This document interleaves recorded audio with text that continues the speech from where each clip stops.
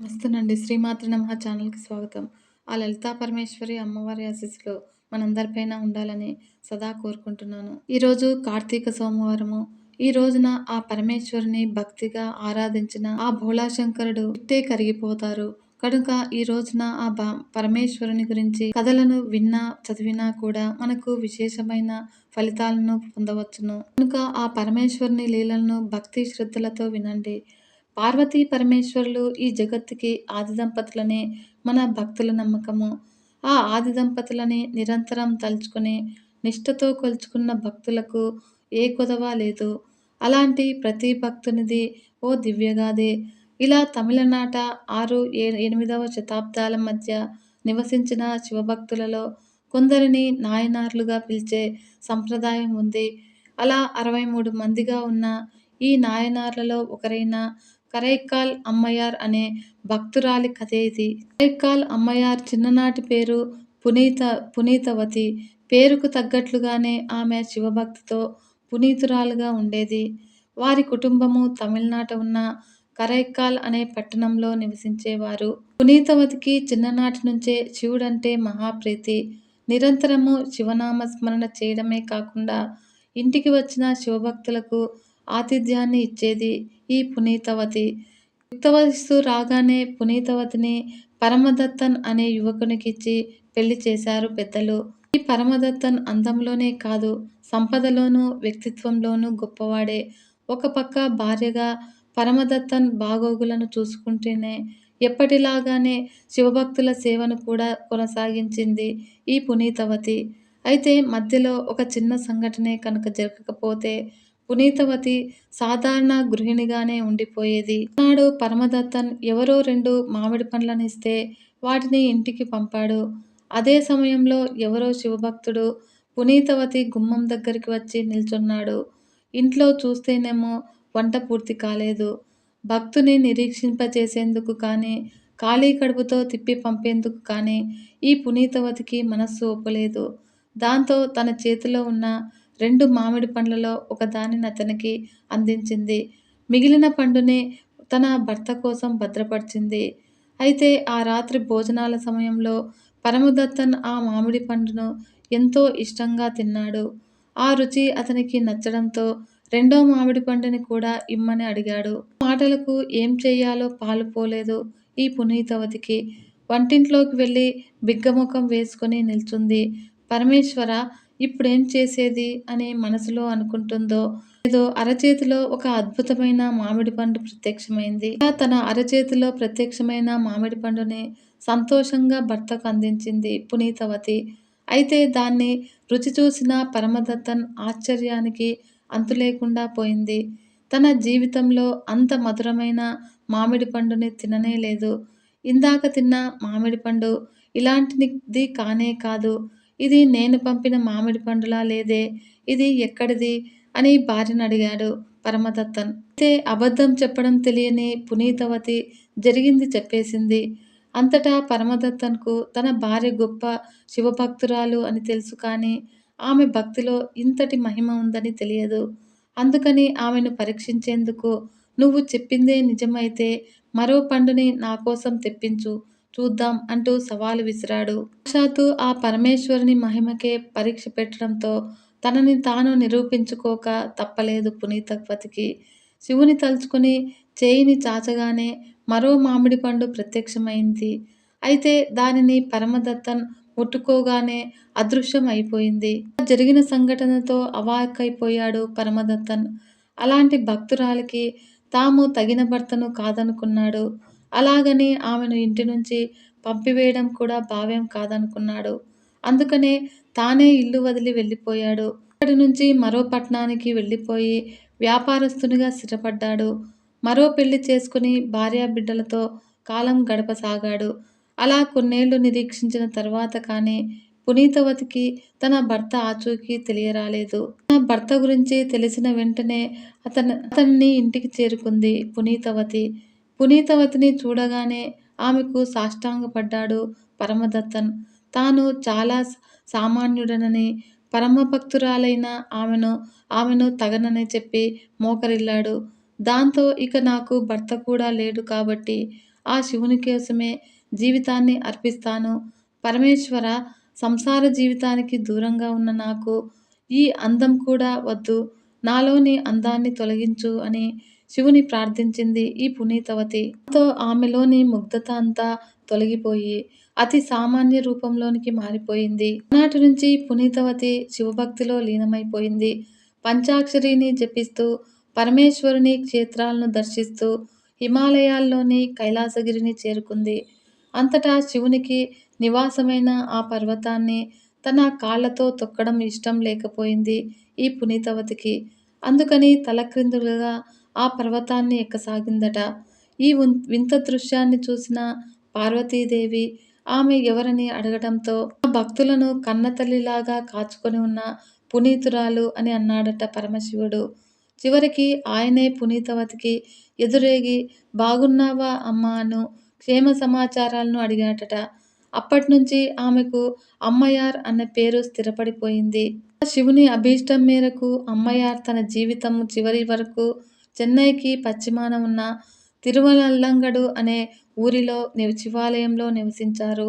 అమ్మయార్ శివుని మీద కొన్ని కీర్తనలు కూడా స్వరపరిచారు. ప్రపంచంలోనే తొలి స్త్రీ స్వరకర్త కరైక్కాల్ అమ్మయార్ అంటారు కొందరు. కరైక్కాల్ పట్నంలో ఆమె పేరున ఒక గుడి కూడా ఉంది.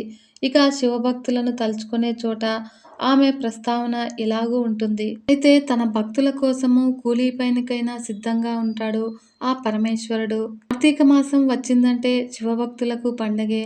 నిత్యము శివనామాన్ని స్మరించుకుంటూ, శివుని లీలలు తలుచుకుంటూ సత్కాలక్షేపం చేస్తూ ఉంటారు.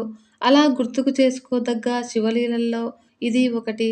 వందల ఏళ్ల క్రితము దక్షిణ భారతదేశంలో పాండ్యుల ఏలుబడిలో ఉన్న రోజులవి. ఆ కాలంలో మీనాక్షీదేవితో కూడిన సుందరేశ్వరుడు కొలువైన మదురైలో వంది అనే ముసలామె ఉండేది. వందికి పాపం నా అన్న వారెవరూ లేకపోయారు. మంచం మీద నుంచి లేవలేకపోతే పలకరించేవారు కూడా లేకపోయారు. అయినా వంది ధైర్యాన్ని కోల్పోలేదు. తను నిత్యం పూజించే ఆ సుందరేశ్వరుని మీద భారం వేసి జీవితాన్ని ధైర్యంగా గడిపేది. పుట్టు అనే ఓ ఆహార పదార్థాన్ని చేసి దాన్ని అమ్మగా వచ్చిన డబ్బులతో కాలక్షేపం చేసేది. అంతేకాని చేయి చాచి ఎవ్వర్నీ యాచించి ఎరగదు.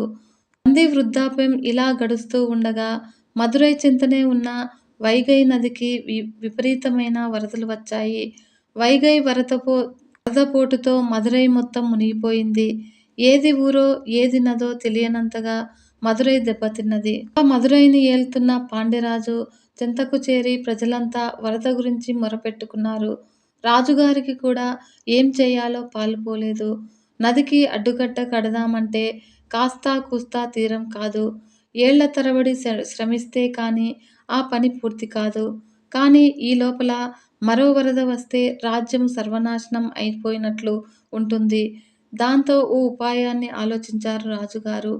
పట్టణంలో ఉన్న కుటుంబాలన్నీ కలిసి వరద ముప్పుని తప్పించేందుకు ఓ అడ్డుకట్టను నిర్మించాలి. అప్పుడు ప్రతి ఒక్కరూ అలుగు పార పట్టుకుని ఈ పనిలో పాల్గొనాలి. ఒకవేళ పనిచేసే ఓపిక లేకపోతే తన బదులు కూలీతో పనిచేయించాలి అని ఆదేశించారు రాజుగారు. అలా రాజుగారి ఆజ్ఞ గురించి విన్న ప్రతి ఒక్కరూ తీరంలో తమకు కేటాయించిన స్థలంలో అడ్డుకట్టను నిర్మించేందుకు సిద్ధపడిపోయారు. ఒక్క వంది తప్ప వయసు మీద పడిన వందికి పార పట్టుకునేంత ఓపిక లేదు. కూలీని పెట్టుకునేంత స్తోమత లేదు. దాంతో తాను రోజు తొలి నైవేద్యాన్ని అందించే ఆ సుందరేశ్వరుని చెంత నిలిచి ఈ గండం నుంచి గట్టెక్కించమని వేడుకుంటుంది. ఆ ముసలమ్మ ప్రార్థనకు సుందరేశ్వరుని మనసు కదిలిపోయింది. ఆ రోజు వంది తనకు కేటాయించిన స్థలంలో కూర్చొని శివనామ స్మరణలో మునిగిపోయింది. ఇంతలో ఎవరికైనా సాయం కావాలా అన్న కేక వినిపించింది. కళ్ళు తెరిచి చూస్తే ఎదురుగా సుందరుడైన ఓ యువకుడు భుజాన పార పట్టుకుని వెళ్తూ ఉన్నాడు. బాబూ, నీ పుణ్యం ఉంటుంది, నాకు కాస్త సాయం చేసిపెట్టు అని వేడుకుంది వంది. సాయం చేయడానికి నేను సిద్ధమే, కానీ నాకు బదులుగా ఏదో ఒకటి ఇవ్వాలి కదా అని బేరానికి దిగాడు ఆ యువకుడు. వంది అంది, నా దగ్గర దమ్మిడి లేదు బాబూ, కావాలంటే ఇవాళ అమ్మకం కోసం ఉంచిన ఈ ఆహారం ఉంది అంటూ తన దగ్గర సిద్ధంగా ఉన్న ఆహార పదార్థాన్ని చూపించింది వంది. ఓ ఇది సరిపోతుంది. ఈ పుట్టుని సుష్టుగా తిని నీ కోసం పనిచేసి పెడతాను అంటూ వంది దగ్గర ఉన్న పుట్టుని శుభ్రంగా తిన్నాడు ఆ యువకుడు. వంది తరపున పని చేయబోతున్నట్లుగా అధికారుల వద్ద తన పేరు రాయించుకొని పని మొదలుపెట్టాడు. ఇంతకీ ఆ యువకుడు ఎవరో కాదు, వందిని ఆదుకోనేందుకు వచ్చిన ఆ పరమశివుడే. అయితే శివుడు తలుచుకుంటే నదికి అడ్డుకట్టని నిర్మించడం లేదా కూల్చడం ఓ లెక్క.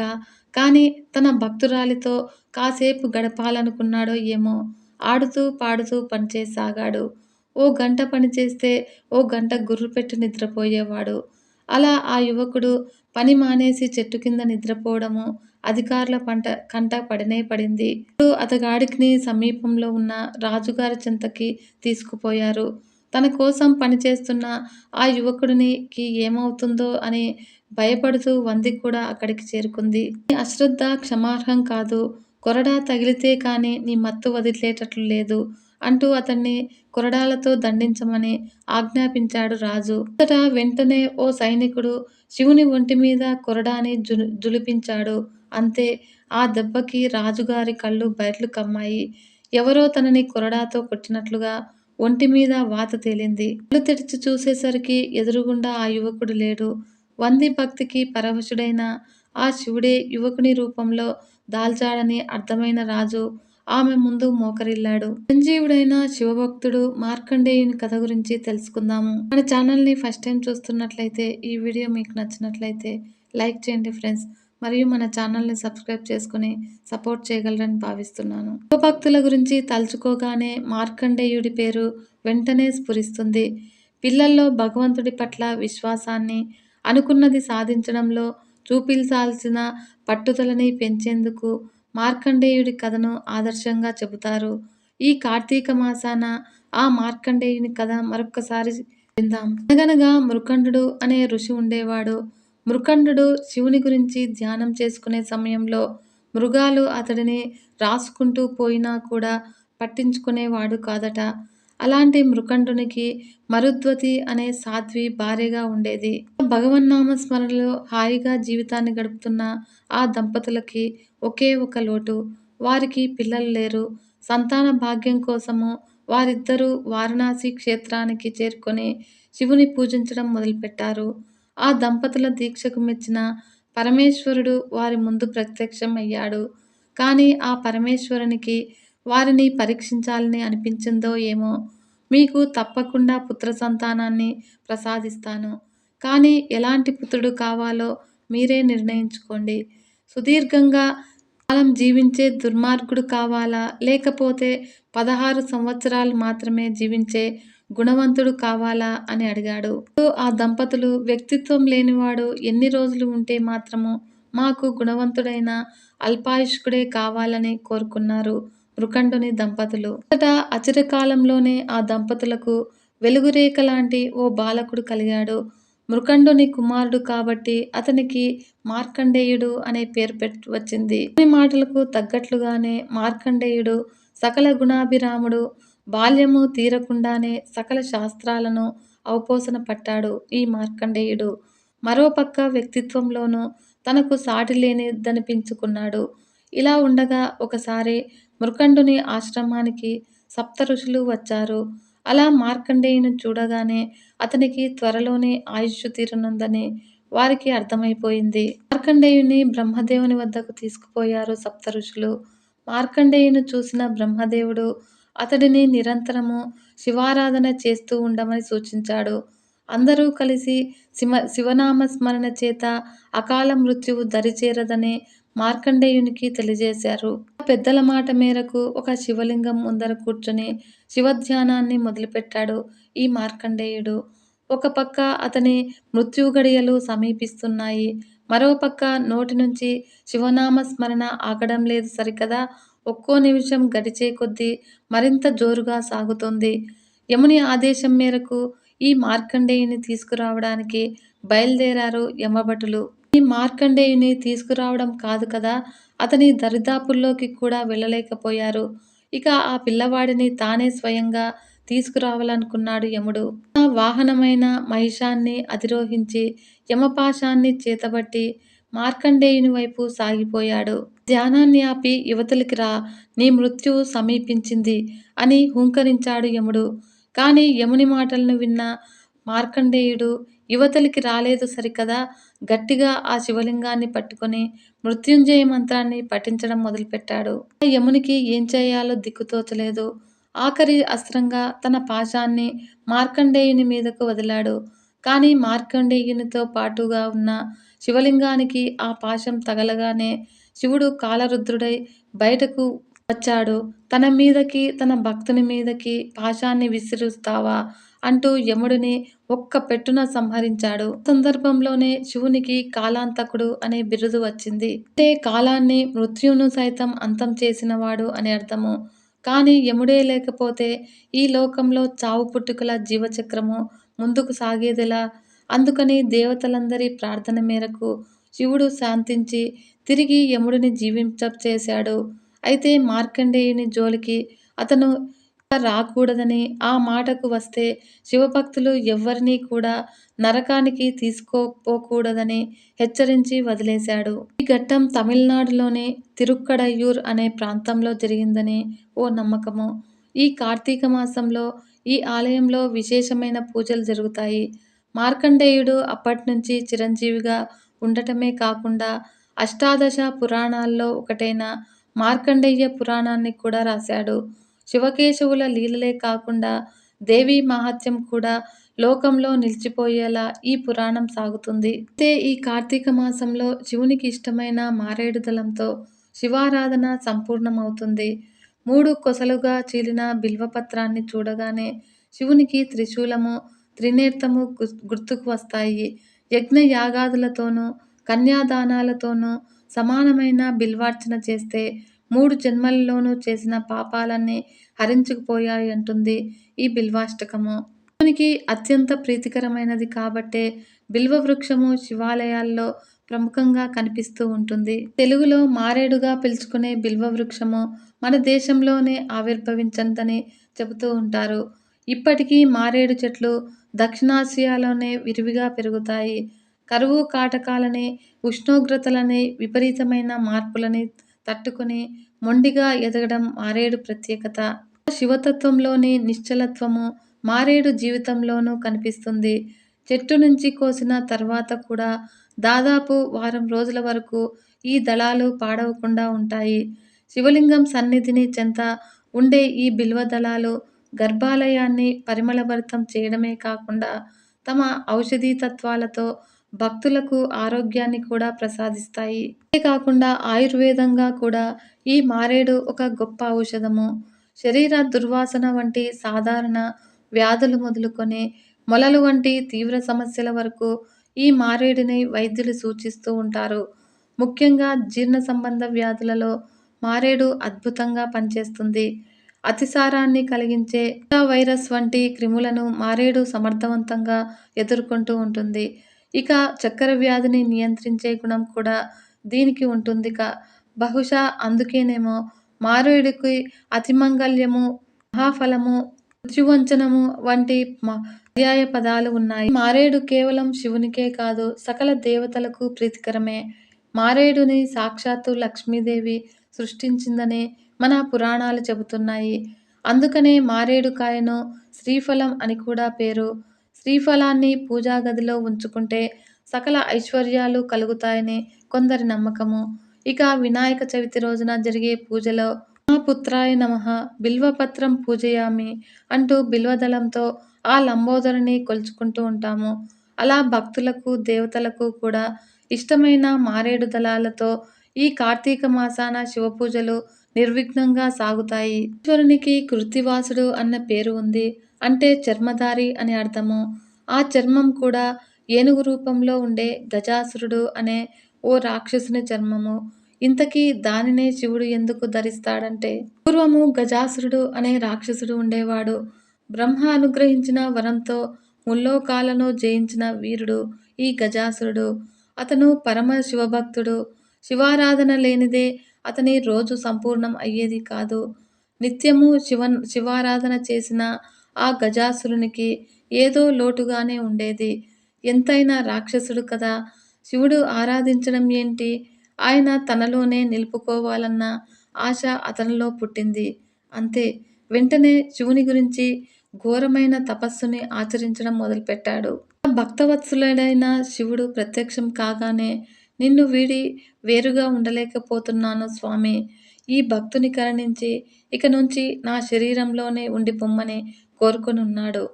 శివుడు భోళాశంకరుడైన శివుడు అలాగే గజాసురుని గర్భంలో కొలువుండిపోయాడు. లేని ముల్లోకాలు అల్లకల్లోలం అయిపోయాయి. ఆయన గురించి వెతికిన ప్రమదగణాలు వెతికి వెతికి అలసిపోయారు. చివరికి పరమేశ్వరుడు ఎక్కడ ఉన్నాడో పార్వతీదేవికి తెలియవచ్చింది. కానీ ఇప్పుడేం చేసేది? అతను చూస్తేనేమో బలపరాక్రమవంతుడైన రాక్షసుడు. పైగా శివుని తన దేహంలోనే ఉంచుకున్న అతనిని జయించడం అసాధ్యము. ఇక ఏం చేయాలో దిక్కుతోచని పరిస్థితుల్లో పార్వతీదేవి విష్ణుమూర్తిని ఆశ్రయించింది. ఆ విషయాన్ని విన్న విష్ణుమూర్తి బ్రహ్మాది దేవతలతో కలిసి ఒక ఉపాయాన్ని ఆలోచించాడు. ఆ ప్రకారము నందిని గంగిరెద్దులాగా అలంకరించారు. అలా దేవతలందరూ మారువేషాలలో తలా ఓ వాయిద్యాన్ని పట్టుకుని గంగిరెద్దుని ఆడిస్తూ గజాసురుని వీధిని చేరుకున్నారు. తన ముందు అద్భుతంగా నృత్యగానాలతో సాగిన విష్ణు విలాసాన్ని చూసిన గజాసురుడు చలించిపోయాడు. మీ అద్భుతమైన ప్రదర్శనకు బదులుగా ఏం కావాలో కోరుకోమన్నాడు. గజాసుర, ఈ గంగిరెద్దు సామాన్యమైనది కాదు. ఇది సాక్షాత్తు ఆ పరమేశ్వరుని వాహనమైన నంది. తన స్వామికి దూరమై చాలా బాధలో ఉంది. దానిని తన స్వామి దగ్గరకు చేరుకోనియ్యి అని అడిగాడు విష్ణుమూర్తి. ఆ విష్ణుమూర్తి కోరికను విన్న గజాసురునికి విషయం అర్థమైపోయింది. వీరంతా తనలో ఉన్న పరమేశ్వరుని తిరిగి తీసుకువెళ్ళడానికే వచ్చారని బోధపడింది. శివుడు కనుక తన శరీరాన్ని చీల్చుకొని బయటకు వస్తే తన మృత్యువు తప్పదు. పరమేశ్వర, నాకు చావు దగ్గర పడిందని తెలిసిపోయింది. కానీ నిన్ను వదిలి ఉండటానికి మనస్కరించడం లేదు. అందుకని ఇకపై నా చర్మాన్ని నువ్వు ధరించు.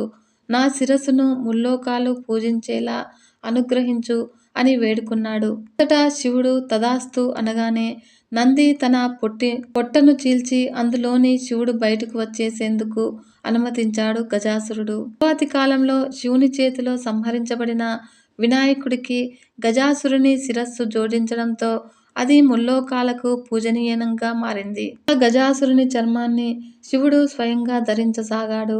లోక కళ్యాణం కోసము తన భక్తులను శిక్షించిన వారికి కైవల్యాన్నే ప్రసాదిస్తాడని పరమేశ్వరుడు ఈ సందర్భంలో చెప్పకనే చెబుతున్నాడు.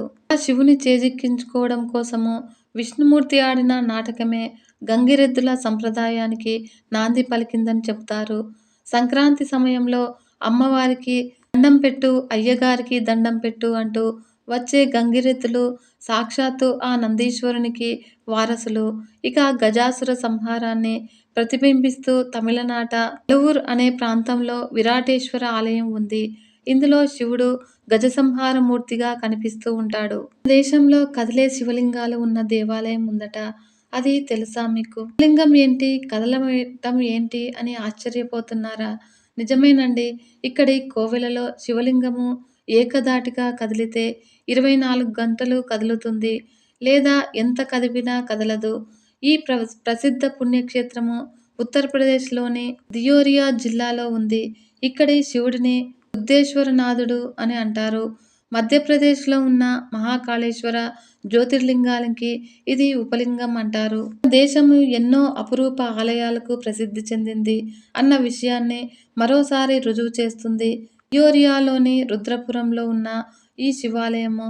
ఇక్కడి శివాలయంలో శివలింగము పానమట్టము మీద కాకుండా సరాసరి భూమి మీదనే ప్రతిష్ఠించబడింది. 2000 సంవత్సరాల చరిత్ర ఉన్న ఈ ఆలయంలో శివలింగము చాలాసార్లు కదులుతుంది.